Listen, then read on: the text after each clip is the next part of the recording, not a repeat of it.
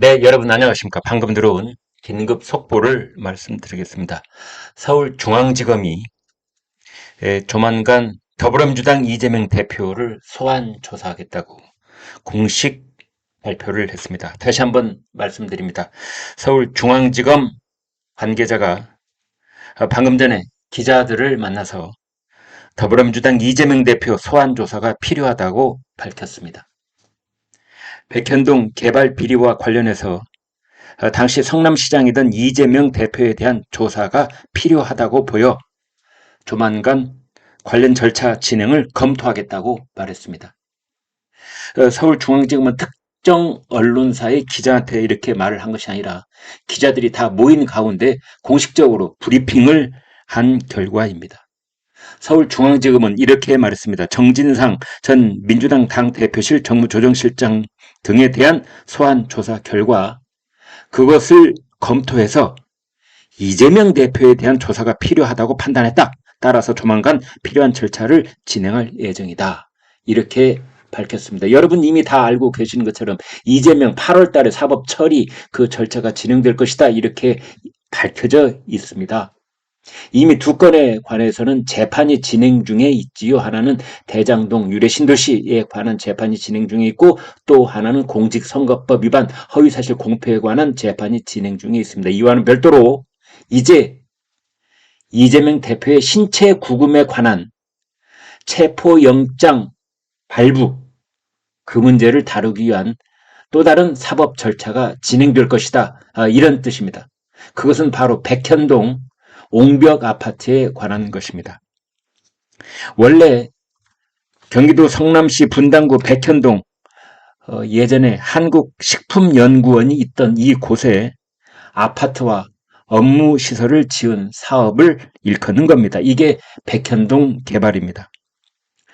시행업자는 아시아 디벨로퍼라고 되어 있고 그곳에서 이재명 대표가 성남시장에 출마했을 당시에 선거대책본부장을 지낸 김인섭이라는 사람을 영입한 뒤에 부지 용도가 갑자기 4단계나 점프를 한 것입니다. 원래 자연 녹지였던 것이 준주거지가 된 것입니다.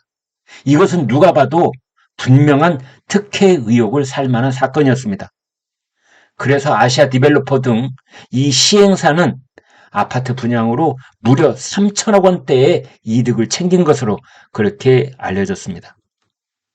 검찰은 이 김인섭 씨가 이재명 대표와 정진상 실장 등을 상대로 백현동 부지 용도 변경 등 인허가 청탁을 한 것으로 의심하고 있습니다.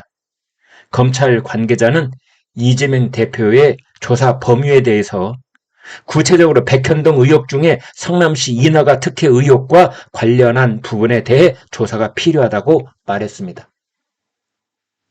당시 이 백현동 부지에 자연 녹지였던 것을 준주거지로 4단계나 점프를 해서 인허가를 해줄 수 있는 그 의결권을 가진 최종 책임자는 이재명이었습니다. 따라서 이재명에 대한 소환 조사는 불가피할 것이고 이재명이 소환 조사를 마친 다음에 이재명이 서면으로 조사에 응하든 아니면 침묵으로 일관하든 아니면 모든 검사의 질문에 대해서 신문에 대해서 아니요라고 부인을 하든 그건 별로 중요하지 않습니다. 이제 여러분 보시는 것처럼 자 이런 이재명의 검찰 소환 이제 임박했습니다. 이재명이 검찰에 소환하면은 그것은 구속영장을 청구하기 위한 일종의 요식 절차라고 보면 되겠습니다. 사법 처리를 위한.